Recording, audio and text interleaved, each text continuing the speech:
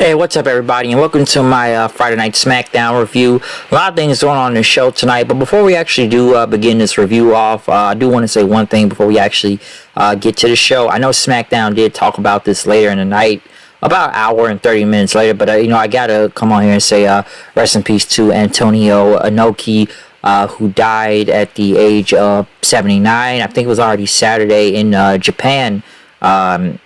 And whatnot, but WWE did acknowledge his death. I didn't really know about it. Apparently, it was already, the story broke hours ago. I didn't know. Yeah, I really didn't know anything about it until SmackDown. Until they showed on SmackDown. I was actually surprised. Like, Antonio Inoki died. Like, I was actually pretty surprised to hear about that. It's a lot of things you could say about Antonio Inoki, and honestly, I cannot go through enough of it. Like enough of all the information or any type of history and whatnot. I know some things, but I do not know everything.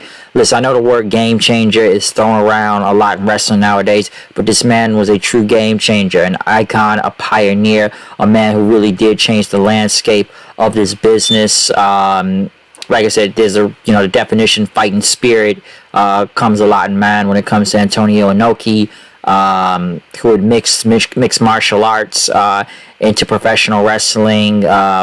Like I said, this man is the founder of New Japan Pro Wrestling. Like I said, going all the way back to 1972, especially now New Japan, its 50th year. I believe they say he died the day of his pro wrestling debut of over 60 years ago. So wow, it's kind of crazy to actually know about that also. But yes, being the founder of New Japan, becoming the first IWGP World Champion, and whatnot.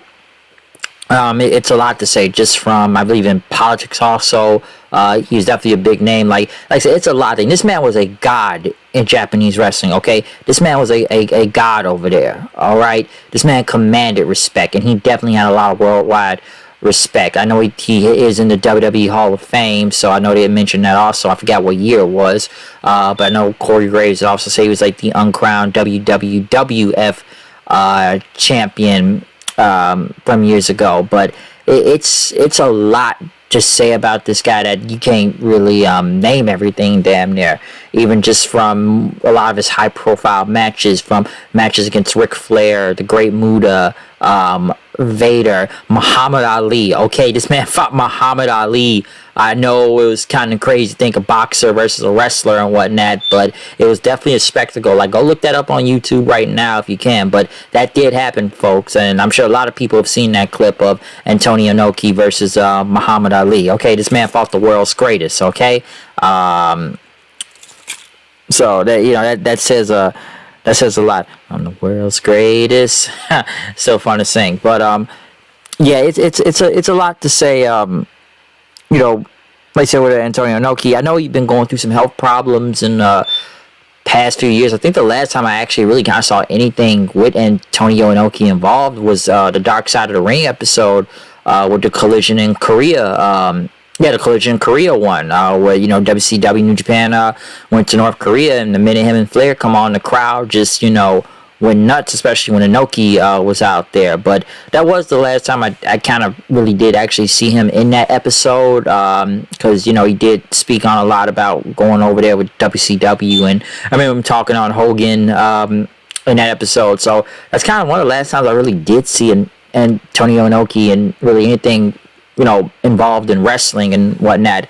Like I know with New Japan being in its 50th year, I don't think he was really there for the celebration and whatnot. I know he mostly been sending in video packages and stuff. So I know it's like his health was really bothering him in the past few years and whatnot. But like I said, like this man commanded respect, worldwide respect. I know it's a lot of tributes going online right now, and I'm just trying to name as much as I can about the guy, because like I said, this man was literally a definitely bona fide iconic game changer, which nobody can really fill his shoes to what he has done in professional wrestling and whatnot. And like I said, this man, the founder of New Japan Pro Wrestling and whatnot. Mixing, like I say, it's a lot he's done. Try to mix martial arts into pro wrestling. So I'm just naming everything I know of Antonio Inoki. I'd like to say, I'm sure there's many things. I mean, many things I am missing from his career. Okay, I'm sure I am, but this is just kind of what I know about the guy. That's what the stuff I only know from the knowledge I have. So I'm sure anybody out there can probably name more things than I can name right there. But it was nice that SmackDown, WWE in general, acknowledged his death and whatnot, as other wrestling companies have been talking about it throughout the night. So yes, definitely rest in peace to a legend right there. Antonio Inoki, yeah, that's something you can never create again. Okay, so I just want to speak on that before we actually began the SmackDown review. Winnipeg, Manitoba, Canada, though they were in tonight. It started off with Sami Zayn, Solo Sikoa versus Madcap Moss and Ricochet. Honestly, not a bad match, I will say that. The crowd mostly on Sami and Solo's side, even booing at Ricochet and Madcap Moss every time they get getting offense out there. So, kept getting offense out there. So it's like every time they attack Sami, like the crowd was on Sami's side most of the time. Now, this is because he's just that over right now, or it's because it's Canada, but I believe Sami is just literally that over right now that, you know, it's just that over. This whole bloodline thing is just working wonders for him right now. But yeah, they did not really care for, you know, Ricochet and Moss out there. But Sikoa and Sami got the win. Sami tried to calm Solo down, but he ended up kept attacking Moss several times before Sami had to hold him back again and whatnot. But a good match to kick off the show. Sami and Solo going in the back then. Jey Uso stopped him in and he says, you know, I'm just making sure my little brother good. And he said, all right, you can go in the room. But then he told Sami, like, man, you may get everybody and their mama fooled around here. You may think you got my family fooled. But, you know, man, you know, you even think about betraying us, we're going to get you, all right? And Sami said, you know, why don't you take it up with Roman and whatnot? So they went to go into, you know, our locker room and whatnot. Michael Cole had a video, you know, for, I guess, Cross showing him. You know, at least it wasn't another black and white video and whatnot, but talked about the strap match. And I don't know, what was it? What talking about the... Not black and white code, but, you know, Scarlet being almost, some people think like she's a sorcerer or something, can tell the future. And listen, let me just say one thing about the Cross Scarlet thing. Because my friend tried to convince me, well, that that whole fireball thing missing was planned.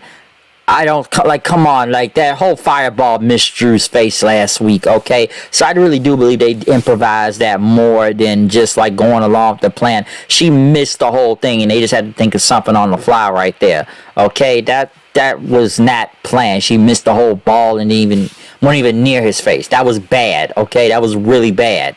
So I'm not going to sit there and try to justify it like that was planned, okay? I think they just improvised that at the last second. Next, though, other than the Cross video, what was it? Austin Theory went against Drew McIntyre, ends up in a DQ finish, you know, with Chad Gable and Otis out there, and then they sent out Gargano and Kevin Owens. Kevin Owens over, so there you go. Obviously, there's a lot going on with this show because, you know, we're going to get to that in a second with a lot of changes on here. They showed Max Dupree and the Maximum Male Models. Basically, he's not messing with these guys. So, I guess they want to do the Canada's Longest Pose, and Max walked away, disgusted, which I think we all know what's coming back, and we're going to get back to him in a second. Hit Row came out, who are not over at all. Went against Lotharios, which they've been not over, but yeah, none of these people are over out here. Hit Row won. Who really cared? They're not over, okay? They're literally got no reaction out there. I already kind of knew they weren't over for the past few weeks as it is already, but it really shows now they are not over. They just not, okay? Hit Row is not over. They need Swerve or they need something, but it ain't working right now. Right after that, I know they did show KOing him in the back. I know he ended up walking into Sami Zayn saying, maybe you get a new shirt. Ronda Rousey went against Natalya. That was an okay match.